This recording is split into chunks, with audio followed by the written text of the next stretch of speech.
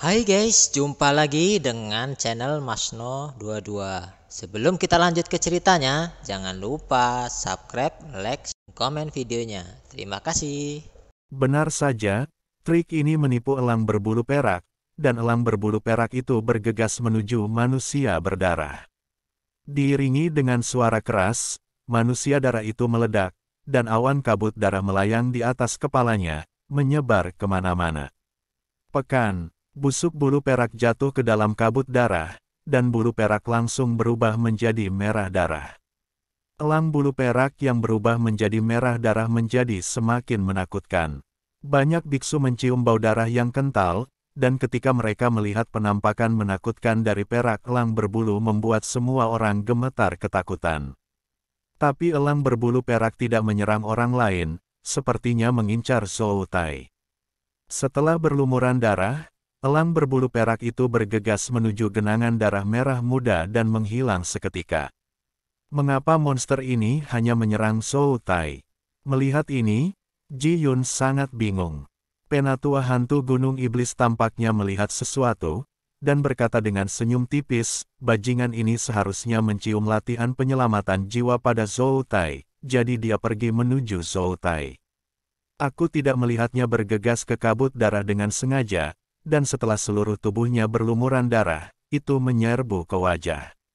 Apakah di mata air spiritual sebelumnya? Diperkirakan ada sesuatu di mata air spiritual ini. Ketika Ji Yun mendengar ini, dia langsung tertawa. Latihan menyelamatkan nyawa keluarga minggu ini benar-benar aneh, dan sekarang sudah menjadi target serangan monster. Kurasa Zhou Tai sangat tertekan saat ini.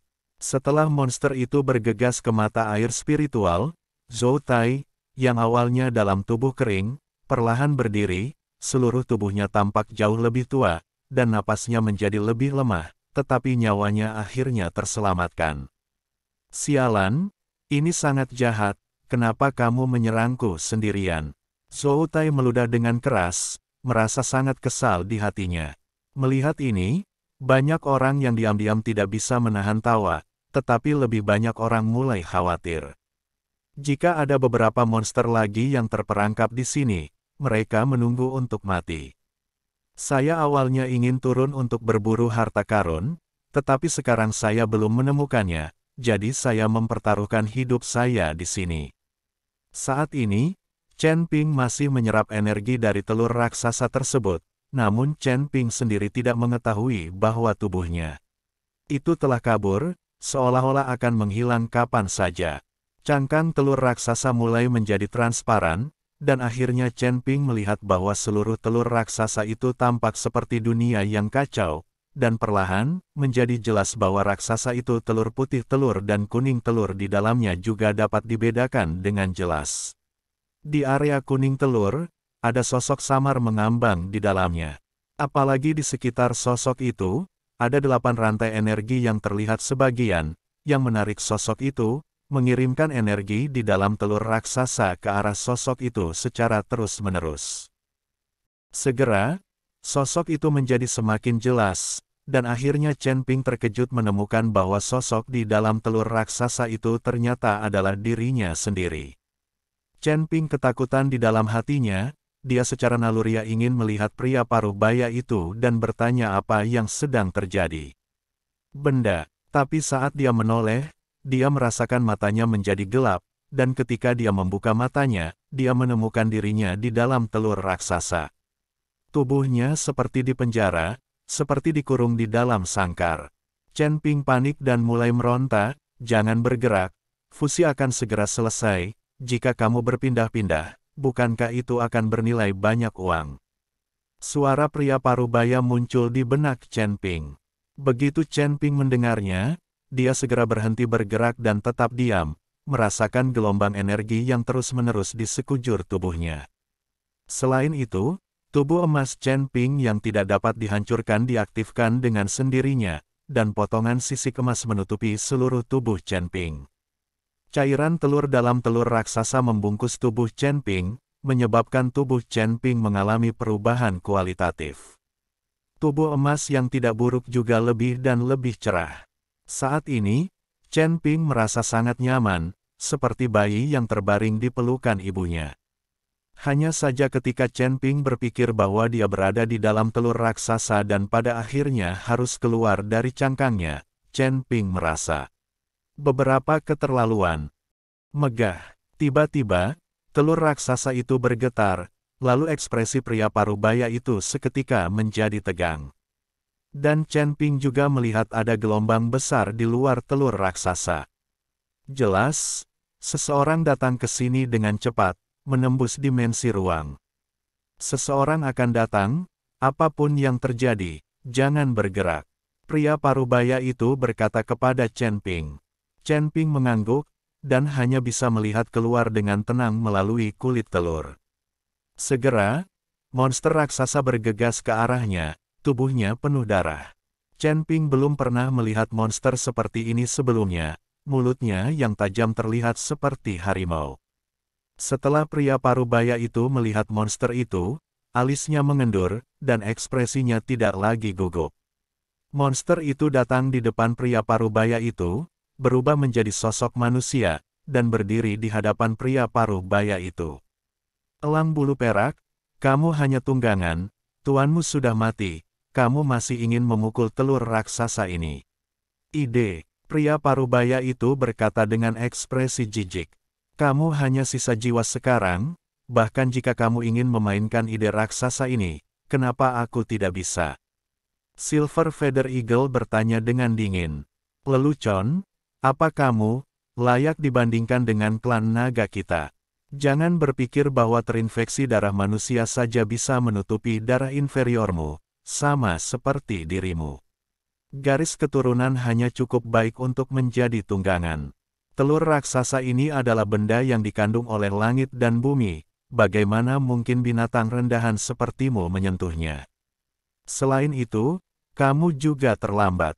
Telur raksasa ini sudah menjadi milik klan naga kita.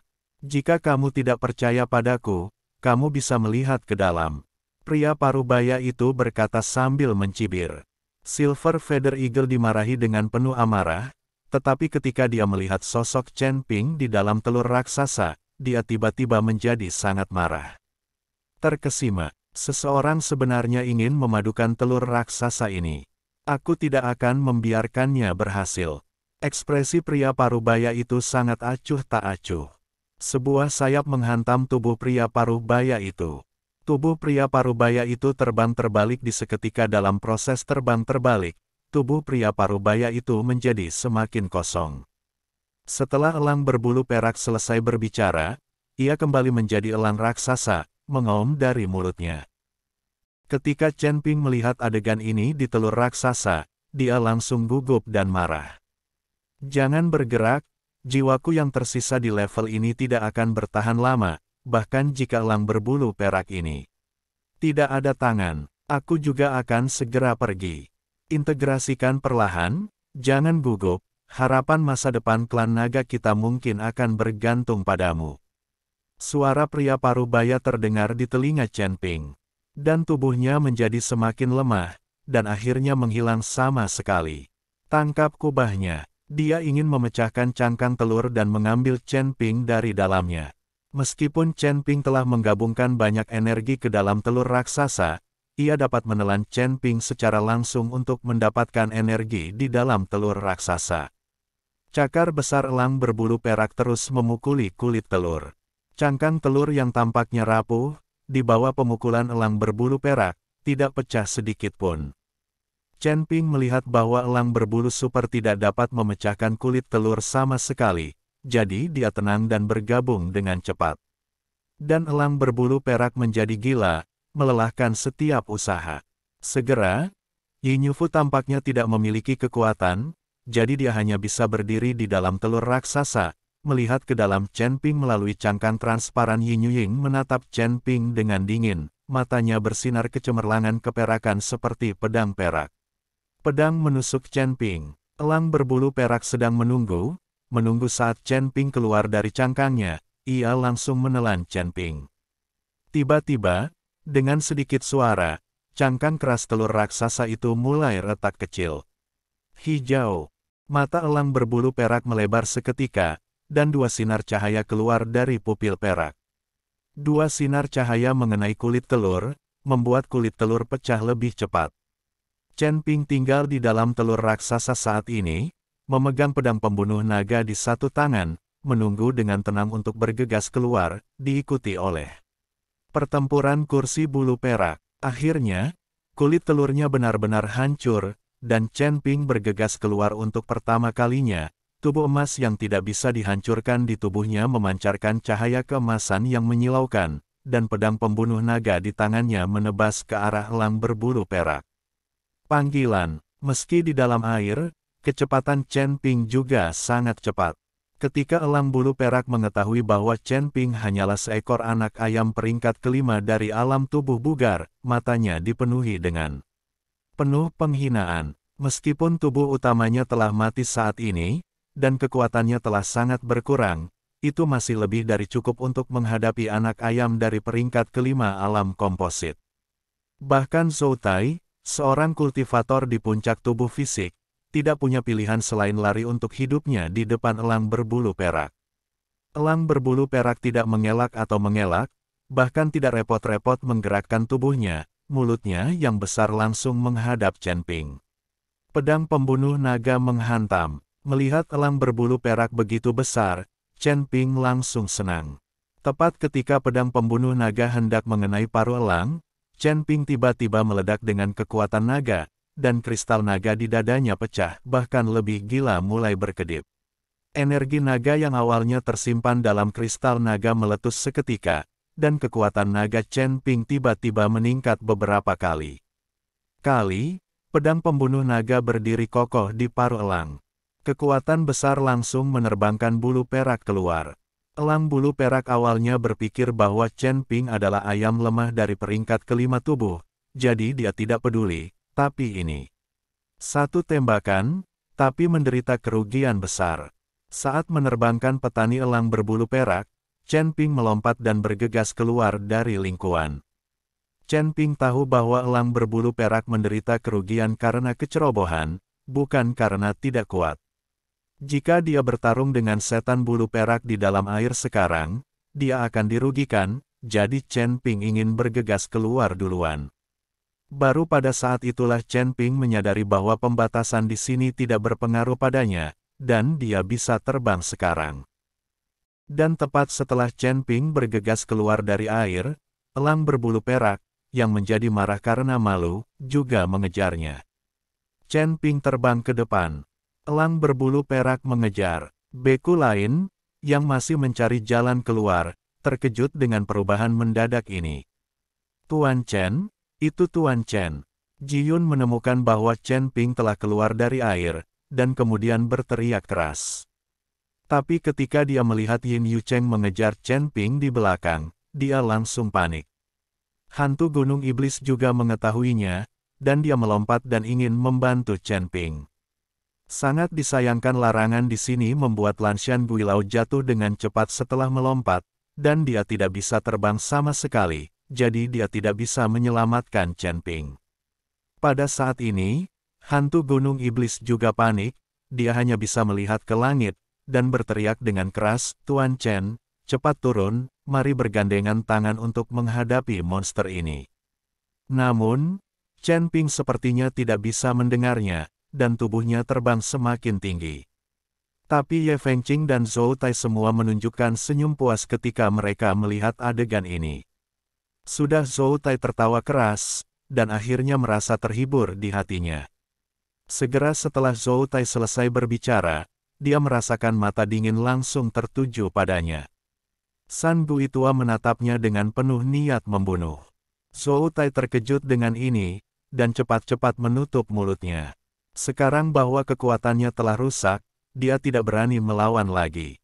Terlebih lagi, ada iblis gunung hantu di sini.